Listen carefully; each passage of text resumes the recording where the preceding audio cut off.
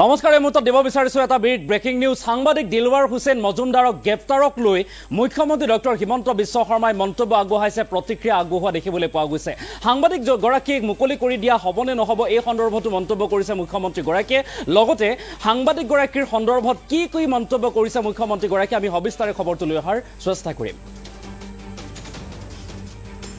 সাংবাদিক দিলৱাৰ হুছেইন মজুমদাৰক লৈ মুখ্যমন্ত্ৰী ডক্টৰ হিমন্ত বিশ্ব শৰ্মাৰ ডাঙৰ মন্তব্য মুখ্যমন্ত্ৰী গৰাকীয়ে প্ৰতিক্ৰিয়া আগবঢ়াইছে সংবাদ মেলত এই কথা উল্লেখ কৰিছে সাংবাদিকৰ শ্ৰেণীত নপৰে দিলৱাৰ হুছেইন মজুমদাৰ এই কথা উল্লেখ কৰিছে মুখ্যমন্ত্ৰী ডক্টৰ হিমন্ত বিশ্ব শৰ্মাই অসম চৰকাৰৰ সাংবাদিকৰ সংজ্ঞাত নপৰে দিলৱাৰ হুছেইন এই মন্তব্য মুখ্যমন্ত্ৰী ডক্টৰ হিমন্ত বিশ্ব শৰ্মাৰ পৰ্টেলত কাম কৰা সকলক আমি সাংবাদিক বুলি ধৰা নাই বুলি উল্লেখ কৰিছে মুখ্যমন্ত্ৰী গৰাকীয়ে কেবিনেটৰ অন্তত সংবাদ মেলত এই কথা উল্লেখ কৰিছে কোনো পৰ্টেলকে ডিআইপিআৰে সংবাদ মাধ্যমৰ মৰ্যাদা দিয়া নাই বুলি উল্লেখ কৰিছে মুখ্যমন্ত্ৰী গৰাকীয়ে পৰ্টেলত কাম কৰা সকলক সাংবাদিক বুলি মানিম নে নাই সেয়া সিদ্ধান্ত হোৱা নাই এই মন্তব্য মুখ্যমন্ত্ৰী ডক্টৰ হিমন্ত বিশ্ব শৰ্মাৰ দিলৱাৰ হুছেইন মজুমদাৰ সাংবাদিক নে ব্যৱসায়ী বুলিও প্ৰশ্ন কৰিছে মুখ্যমন্ত্ৰী গৰাকীয়ে যেহেতু দুৰ্নীতিৰ বিৰুদ্ধে মাত মাতিছিল প্ৰশ্ন কৰিবলৈ গৈ গ্ৰেপ্তাৰ হৈছিল আৰু তাৰ পাছতে এনেদৰে এতিয়া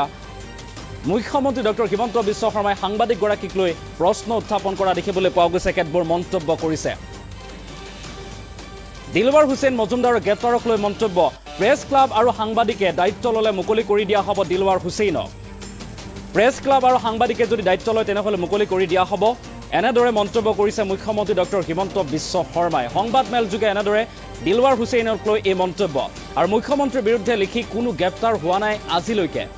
আজিলৈকে মুখ্যমন্ত্ৰী গৰাকীৰ বিৰুদ্ধে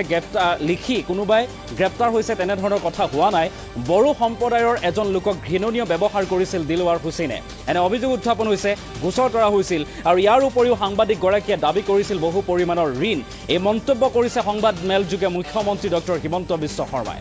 আৰু দিলৱাৰ হুছেইন মজুমদাৰৰ গ্ৰেপ্তাৰক লৈ মুখ্যমন্ত্ৰী ডক্টৰ হিমন্ত বিশ্ব শৰ্মাৰ ডাঙৰ মন্তব্য আমাৰ হাতত আহি পৰিছে মুখ্যমন্ত্ৰী গৰাকীয়ে সাংবাদিক গৰাকীক লৈ কি কৈছিল সংবাদ মেলত দৰাচলতে কি কথা উল্লেখ কৰিছিল মন্তব্য আছে আমি মন্তব্য আগবঢ়াৰ চেষ্টা কৰিম সাংবাদিকৰ নাম কি তেখেতটো পৰ্টেলত কাম কৰে আৰু পৰ্টেলত কাম কৰা লোকসকলকতো আমি সাংবাদিক বুলি এতিয়ালৈকে আমি সিদ্ধান্ত লোৱাই নাই অসমত যিসকলে পৰ্টেলত কাম কৰে লিগেসি মিডিয়া ৰাজ্য চৰকাৰে সাংবাদিকৰ স্বীকৃতি দিয়ে কিন্তু ইউটিউব চেনেল পৰ্টেল এইসকলক সাংবাদিকৰ স্বীকৃতি দিয়াৰ বিষয়টো আপোনালোকৰ লগত আমাৰ আলোচনা চলিহে আছে সিদ্ধান্তটো হোৱাই নাই আমি কোনো পৰ্টেলক ডিআইপিআৰে সাংবাদিকৰ মৰ্যাদা আজিলৈকে দিয়া নাই তেওঁলোকে নিজে পৰ্টেল চলাই আছে বেলেগ কথা ৰেজিষ্ট্ৰেশ্যনো নিদিওঁ আমি এডভাৰটাইজো নিদিওঁ আই কাৰ্ডো নিদিওঁ গতিকে এই ব্যক্তিজন অসম চৰকাৰৰ সাংবাদিকৰ সংজ্ঞাত তেখেত নপৰে আমি অসমে এতিয়ালৈকে ইলেক্ট্ৰনিক্স মিডিয়া আৰু প্ৰিণ্ট মিডিয়াৰ জাৰ্নেলিষ্টকহে আমি সাংবাদিক বুলি ধৰোঁ আৰু আন পৰ্টেলসমূহক এতিয়ালৈকে সাংবাদিক বুলি আমি ধৰাৰ সিদ্ধান্ত লোৱা নাই আৰু সেই বিষয়ে সাংবাদিকসকলৰ লগত আমাৰ আলোচনা চলিহে আছে আৰু তেওঁলোকে নিজে যদি বিচাৰে যে আমাক ৰেজিষ্ট্ৰেশ্যন কৰক আমি তেওঁলোকক ৰেজিষ্ট্ৰেশ্যন কৰাৰ কাৰণে ৰাজি আছোঁ কিন্তু তেওঁলোক নিজেও আগবাঢ়ি অহা নাই সেইকাৰণে পৰ্টেল জাৰ্নেলিষ্টসকলক যদিও ঘৰুৱা ভাষাত আমি জাৰ্নেলিষ্ট বুলি কওঁ কিন্তু তেওঁলোকক সাংবাদিকতাৰ স্বীকৃতি আমিও দিয়া নাই আৰু তেওঁলোকেও আমাৰ পৰা বিচৰা নাই গতিকে মই ভাবোঁ যে এইটো এজন ইণ্ডিভিজুৱেল ব্যক্তি আৰু তেনেকৈতো অসমত বহুত কেছ ডেইলি ৰেজিষ্টাৰ হৈয়ে থাকে আৰু এখেত সাংবাদিক নে ব্যৱসায়ী তাৰো এটা দৃষ্টিভংগী আছে কাৰণ তেওঁতো ডাম্পাৰ আদিৰ ব্যৱসায়ো কৰে গতিকে এটা ব্যৱসায়িক কাৰণত গ্ৰেপ্তাৰ হৈছে নে আন কাৰণত গ্ৰেপ্তাৰ হৈছে তাকো জানিব নোৱাৰি কিন্তু মই যিগৰাকী ব্যক্তিৰ নাম জানো তেওঁৰ 4-5খন ডাম্পাৰো আছে তেওঁ বিভিন্ন ব্যৱসায়ো কৰে পাৰ্ট টাইম এটা চেনেল এটা পৰ্টেলত কাম কৰে আৰু সেই পৰ্টেলটো ৰাজনৈতিক ব্যক্তিৰ পৰ্টেল গতিকে এটা সাংবাদিকৰ ডেফিনেশ্যনত আহিব নাই আমি প্ৰেছ ক্লাবৰ লগত কথা পাতিব লাগিব না প্ৰেছ ক্লাবে প্ৰতিবাদ কৰিছে কিন্তু প্ৰেছ ক্লাবৰ লগত এতিয়ালৈকে সিদ্ধান্তই হোৱা নাই যে পৰ্টেলক সাংবাদিকত ধৰিম নে নধৰিম এতিয়া যদি তেওঁলোক আগবাঢ়ি আহে আমিতো ভাল পাম কাৰণ আজিলৈকে আমি এডভাৰটাইজো নিদিওঁ একো নিদিওঁ আমাৰ লগত কোনো সম্পৰ্কও নাথাকে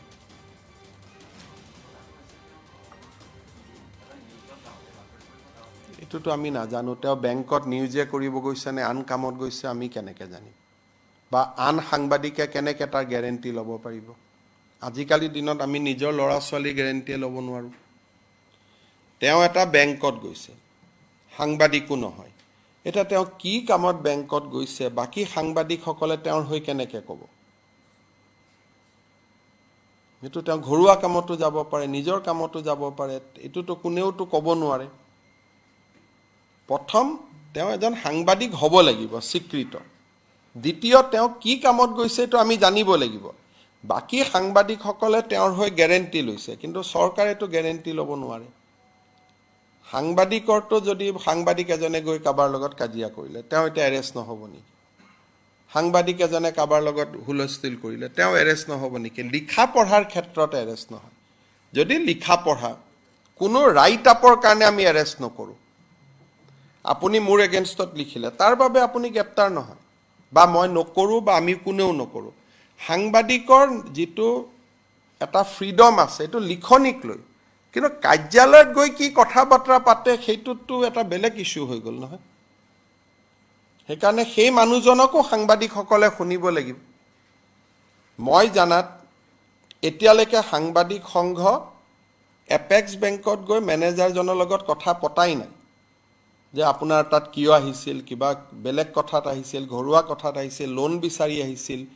লোন নিবিচাৰি আহিছিল তেওঁ তাতে লোন বিচাৰি গৈছিল নে কি বিচাৰি গৈছিল সেই কথাখিনিটোতো সাংবাদিক সংস্থাৰ প্ৰতিনিধি দল এটাতো এপেক্স বেংকত যাব লাগিব দুই পক্ষটো শুনিব লাগিব এতিয়ালৈকে কোনোৱেও যোৱা নাই মইতো নাজানো আপোনালোক তাতে এটা প্ৰতিনিধি দল তেওঁক হয়তো প্ৰেছ ক্লাবত মাতক এপেক্স বেংকৰ মেনেজাৰজনক নহ'লে আপোনালোক যাওক সাক্ষাৎ কৰক এনেকৈ সুধিলেতো সঁচা কথাটো ক'ব দিগদাৰ চাহ একাপ খাই কথাখিনি বুজি আহক দুই পক্ষ শুনাৰ পিছত সিদ্ধান্ত লওক কাৰণ তেওঁক ব্যৱসায়ী বুলি ক'ব নে সাংবাদিক বুলি ক'ব সেইটোতো কোনো সিদ্ধান্ত ল'ব নোৱাৰে কাৰণ তেওঁৰ ফেচবুকতে ডাম্পাৰৰ লগত ফটো আছে আপোনালোকে নিজে কওক আছেনে নাই গতিকে তেওঁ এজন এতিয়া ডাম্পাৰ ব্যৱসায়ী নে তেওঁ সাংবাদিক এই সিদ্ধান্তটো কোনে ল'ব who will take this decision গতিকে আপোনালোকে মোক যদি সিদ্ধান্ত লয় সাংবাদিক বুলি কয় মই এৰি দিম কিন্তু সাংবাদিক বুলিয়ে মোক আপোনালোকে লিখি দিয়ক যে তেওঁ সাংবাদিক কিন্তু আপোনালোকে লিখি দিয়াৰ আগতে তিনিবাৰ চিন্তা কৰি চাব কালি যদি ডাম্পাৰ কেছত পৰে তেতিয়া কি কৰিব সেইকাৰণে মোক এখন আপোনালোকে লিখি দিয়ক সাংবাদিক বুলি আপোনালোকে তেওঁৰ ওপৰত দায়িত্ব লওক এতিয়াই এৰা যাব এতিয়া যদি প্ৰতিদিন DUI অমুকৰ সাংবাদিকসকলে আহি কয় যে এইখন আমাৰ কাৰ্ড আমি সাংবাদিক তেওঁতো যিটো পৰ্টেলত আছে তাততো আমি জাৰ্নেলিষ্ট কাৰ্ডো নিদিওঁ পৰ্টেলততো আমি আনাই নাই জাৰ্নেলিজিমৰ ভিতৰত এতিয়ালৈকে যদি আপোনালোকৰ কিবা আছে আপোনালোকে যদি তেওঁৰ দায়িত্ব লয় মই এতিয়াই ৰিলিজ কৰি দিম যে তেওঁৰ কোনো ব্যৱসায়িক কথা বতৰা সকলোতে আমি দায়িত্ব ল'ম বুলি আপোনালোকে মোক কৈ দিয়ক মই 1 ছেকেণ্ডত মই কৈ দিম যে তেওঁ সাংবাদিক এৰি দিওঁ কিন্তু সাংবাদিক বুলি কোনোবাইতো কওক মোলৈকেতো এতিয়ালৈকে এখন চিঠিও অহা নাই যে তেওঁ সাংবাদিক বুলি নে কি মই ভুল কৈছোঁ নেকি কোনোবাই জনাই দিয়ক মোক সাংবাদিক বুলি তেতিয়া তেওঁক আমি এখন লাইচেন্স দি দিম আৰু যে আপুনি ডাম্পাৰৰ বিজনেছ কৰিলেও বেংকত গৈ জবৰদস্তি লোন খুজিলেও আপুনি সাংবাদিক বুলি আপোনাক ট্ৰিট কৰিম দেশত মুখ্যমন্ত্ৰী মন্ত্ৰী এজনেও গৈ যদি বেলেগত ক'ৰবাত ধমকি দিয়ে তাকো কোনেও ৰেহাই নিদিয়ে আইনে কাক ৰেহাই দিব লিখা পঢ়াত ৰেহাই আছে মুখ্যমন্ত্ৰীৰ বিৰুদ্ধে লিখাৰ কাৰণেতো কাকো এৰেষ্ট কৰা নাই পুলিচৰ ৰিপৰ্টটো আহিছে যে তেওঁ শিডিউল ট্ৰাইব সম্প্ৰদায়ৰ বড়ো বুলি ব্যক্তি এগৰাকীক খুব ঘৃণনীয়ভাৱে ব্যৱহাৰ কৰিছিল আৰু দ্বিতীয় ৰিপৰ্টটো আহিছিল যে তেওঁ বেংকত এটা বৃহৎ পৰিমাণ টকাৰ লোন দাবী কৰিছিল তেওঁৰ ব্যৱসায়ীৰ কাৰণে ইয়াত লিখা পঢ়াৰ লগত কথাটো জড়িত নাই যিটো পুলিচৰ ৰিপৰ্ট আৰু আজি বড়ো বোলা ব্যক্তিগৰাকীয়ে 164 ষ্টেটমেণ্টটো দিছে কোৰ্টত যে মোক অবাইজ ভাষাত গালিগালাজ কৰা হৈছিল বুলি কালি বেল দিলে কিন্তু আৰু 2-3টা কেছ আছে তেওঁৰ ওপৰত গতিকে পুলিচে গোটেইকেইটা কেছতে গ্ৰেপ্তাৰ কৰিব আৰু গোটেইকেইটা কেছতে তেওঁ বেইল ল'ব কাৰণ তেওঁ ওপৰত এটা কৰিলে তলত আহি এটা কৰিলে আৰু গোটেইকেইটা কেছে সাংবাদিকতাৰ লগত জড়িত নহয় লিখাৰ কাৰণে তেওঁক এৰেষ্ট কৰা নাই সেইটো ভুল ভাবিবই নালাগে মইতো আজিও কৈছোঁ আমাৰ ওপৰত যিমান লিখে লিখক লিখাৰ কাৰণে অসমত কোনো জাৰ্নেলিষ্টক কোনেও এৰেষ্ট নকৰে কিন্তু যদি এটা জাৰ্নেলিষ্ট এজনে বাহিৰত গৈ শিডিউল টাইপ শিডিউল কাষ্ট মানুহ এজনক গালি গালাজ কৰে এইটোতো কেছ হ'ব সাংবাদিকৰ নাম কি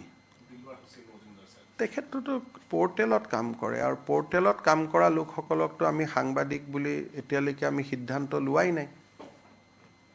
অসমত যিসকলে পৰ্টেলত কাম কৰে লিগেসি মিডিয়া ৰাজ্য চৰকাৰে সাংবাদিকৰ স্বীকৃতি দিয়ে কিন্তু ইউটিউব চেনেল পৰ্টেল এইসকলক সাংবাদিকৰ